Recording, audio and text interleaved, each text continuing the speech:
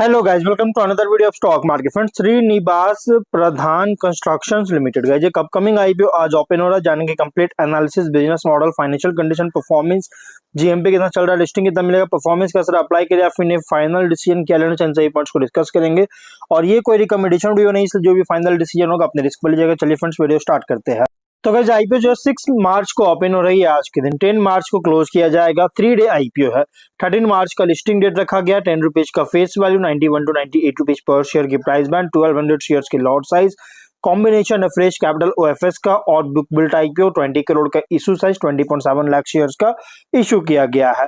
और रिकप securities market maker है। फ्रेश कैपिटल 16 करोड़ का, ओएफएस 4 करोड़ का किया जा रहा है। एनएससी एसएमए प्लेटफॉर्म पर लिस्टिंग किया जाएगा। अगर हम बात करें अलॉटमेंट डेट का, तो 11 मार्च का रखा गया। 12 मार्च को रिफंड रिलीज किया जाएगा। शेयर्स डिमेट अकाउंट में क्रेडिट किया जाएगा। ऑफर दिया गया है क्यूआईबी 1% ओनली और एचएनआई 47% का, रिटेल में भी 47% ऑफर दिया गया है। यहाँ पे रिटेल ओनली 2 लॉट अप्लाई कर सकते हैं। 2400 शेयर्स मिलेंगे। 2.3 लाख रुपीज पे करना पड़ेगा। Small HNI minimum 3 lot apply कर सकते हैं। 3.5 लाख रुपीज पे करना पड़ेगा। मैक्सिमम 8 लॉट अप्लाई कर सकते हैं। 9.4 लाख रुपीज पे करना पड़ेगा। Big HNI minimum 9 lot apply कर सकते हैं। 10.6 लाख रुपीज पे करना पड़ेगा। मैक्सिमम कोई लिमिट नहीं है। लेकिन अगर हम इसके सब जीएमपी की बात करेंगे तो 0 रुपीज का जीएमपी है, विच मीन्स कंपनी फ्लैट या तो डिस्काउंट लिस्टिंग कर सकता है। बिजनेस की बात करें तो 2020 में इनकॉर्पोरेट किया गया था, जो कि श्रीनिवास प्रधान कंस्ट्रक्शंस लिमिटेड एसपीसीएल। ये कंपनी जो है इंफ्रास्ट्रक्चर एंड यूटिलिटीज इन दोनों सेक्टर में ऑपरेट कर रही है, जो कि प्रोजेक्ट्स का एग्जीक्यूशन में स्पेशलाइज है, जो कि रिलेटेड होता है roads, highways, bridge, electricity infrastructure, mining infrastructure, इन सभी से। और कोर बिजनेस एक्टिविटीज की बात करेंगे तो यहाँ पे कंपनी जो है एक्टिवली इंगेज है इंफ्रास्ट्रक्चर डेवलपमेंट्स में, जो कि रेंज ऑफ सेक्टर्स, जिसमें प्राइमरी फोकस है रोड्स एंड हाईवेज।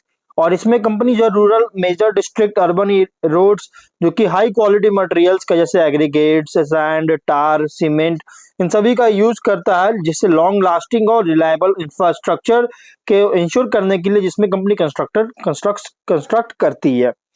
सेकेंड है ब्रिज एंड स्टील स्ट्रक्चर्स, जो कि हाई लेवल ब्रिजेस और स्ट्रक्चर्स का एग्जीक्यूशन करता है ब्रिजेस एंड इंडस्ट्रियल सेट्स के लिए।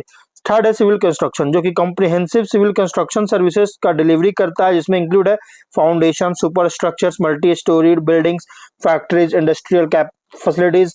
और कंपनी जो है ये कॉम्पिटिटिव बिडिंग प्रोसेस में पार्टिसिपेट करता है इंफ्रास्ट्रक्चर प्रोजेक्ट्स के लिए उड़ीसा में। कहाँ पे? तो उड़ीसा में, जिससे स्टेट गवर्नमेंट डिपार्टमेंट्स को, सेंट्रल और स्टेट पीएसयू को, और साथ में as well as private corporate clients को कैटर कर रही है। कंपनी का प्रोजेक्ट्स में गाइस प्रोजेक्ट पोर्टफोलियो में कवर करता है roads, bridge, irrigation, canal works, civil construction और इंडस्ट्रियल डेवलपमेंट। 15 फेब के according consolidated order book report किया है लगभग 184 करोड़ का। तो कंपनी का जो बिजनेस है, अगर हम बात करेंगे तो इसका बिजनेस गाइस इंफ्रास्ट्रक्चर डेवलपमेंट में प्राइमरी इंगेज है, अलग अलग डोमेन के लिए। और यहाँ पे देखिए तो प्राइमरी फोकस है, प्राइम फोकस क्या है, तो रोड्स, हाईवेज और ब्रिज। और अगर हम इसके फाइनेंशियल की बात करें तो एसेट्स है 56.7 करोड़ का, नेटवर्थ है 22 करोड़ का, रिजर्व है 15.9 करोड़ का, डेट है 17 करोड़ का। रेवेन्यू प्रॉफिट की बात करेंगे तो 23 में 26.3 करोड़ का रेवेन्यू, 1.5 करोड़ का प्रॉफिट।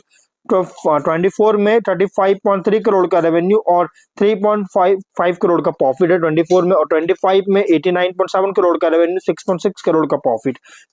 हाफ ईयर में 45.6 करोड़ का रेवेन्यू, 4.1 करोड़ का प्रॉफिट है।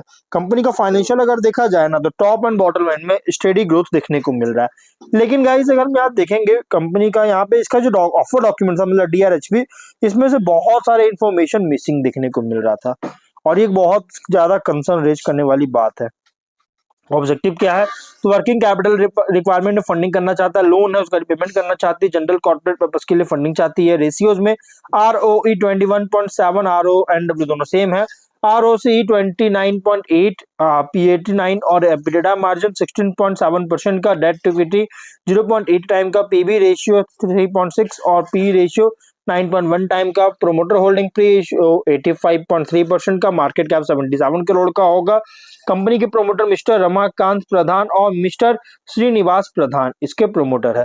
तो कंपनी का प्राइस बैंड जो रखा गया रिसेंट फाइनेंशियल डेटा के अकॉर्डिंग ओवरली प्राइस रखी गई है, एग्रेसिव मतलब कि ओवरली प्राइस रखा गया है आईपीओ का। कॉम्पिटिटर का क्या है, तो एवीपी इंफ्राकॉन और सोनू इंफ्राटेक इसके कॉम्पिटिटर जो कि सेम बिजनेस करता है।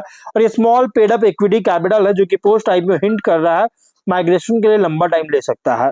अगर हम इसके स्वॉट एनालिसिस करेंगे तो गाइस देखिए, स्वॉट एनालिसिस में स्ट्रेंथ अगर बात करेंगे तो सिविल कंस्ट्रक्शन और इंफ्रास्ट्रक्चर डेवलपमेंट सेक्टर में ऑपरेट करती है, कंस्ट्रक्शन में इंगेज है जो कि आप देख सकते हैं, और गवर्नमेंट इंफ्रास्ट्रक्चर कॉन्ट्रैक्ट्स को एग्जीक्यूट करने में एक्सपीरियंस है टेंडर बेस्ड प्रोजेक्ट्स के थ्रू और कंपनी जो रीजनल प्रेजेंस को भी स्टैब्लिश कर चुका है ऑपरेशनल एक्सपीरियंस के साथ इंफ्रास्ट्रक्चर डेवलपमेंट में। प्रोमोटर और मैनेजमेंट टीम जो कि कंस्ट्रक्शन सेक्टर में एक्सपीरियंस के साथ है और कैपेबिलिटी है जिससे इंजीनियर ईपीसी एक्टिविटीज को अंडरटेक कर सके।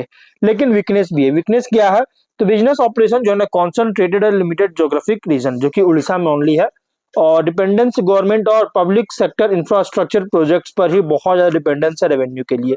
वर्किंग कैपिटल इंटेंसिव ऑपरेशन बहुत ज्यादा है, लॉन्ग प्रोजेक्ट एग्जीक्यूशन साइकिल्स होने के कारण प्रॉफिटेबिलिटी भी फ्लक्चुएट कर सकता है क्योंकि प्रोजेक्ट फ्लो और एग्जीक्यूशन टाइमलाइंस इन दोनों पर डिपेंड है। इस वजह से प्रॉफिटेबिलिटी इंपैक्ट कर सकता है, फ्लक्चुएट कर सकता है। रिलेटिवली स्मॉल स्केल जो है बहुत ही छोटा है, स्मॉलर है लार्ज नेशनल इंफ्रास्ट्रक्चर कंपनीज के कंपैरिजन में।